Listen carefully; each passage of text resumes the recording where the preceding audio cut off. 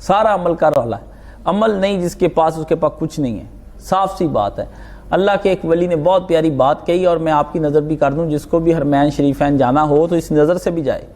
تو آپ اگر جائیں وہاں پہ، تو انہوں نے کہا کہ ہم نے آب زمزم پی کر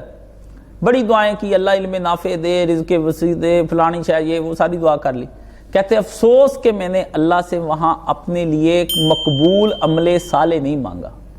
کہ اللہ جو مجھے پتہ لگ جائے اتنا عمل کرنے کی بھی توفیق عطا فرما۔ کہتے اب میں اگر حرم دوبارہ گیا تو میں آب زمزم پی کے تو پھر یہ دعا ضرور کروں گا کہ یا اللہ مجھے عمل کرنے کی توفیق عطا فرما،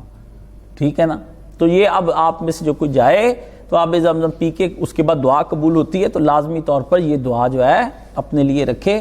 عمل صالح کے لیے۔ بے شک آپ اب عمرہ اس کام کے لیے کریں، نیت یہ کر لیں کہ اب میں نے یا اللہ عمرہ اس کام کے لیے کرنے کے لیے آ رہا ہوں،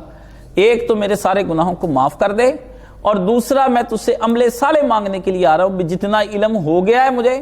اس سے 10 گنا زیادہ مجھے عمل صالح کرنے کی توفیق عطا فرما دے، ٹھیک ہے نا۔ اور میرے ساتھ ہو جائے وہ عمرہ کرنے، عمرے کری جا رہے ہیں، عمرے کری جائیں، عمرے کو کوئی فائدہ نہیں ہے، نقصان ہو جانا الٹا۔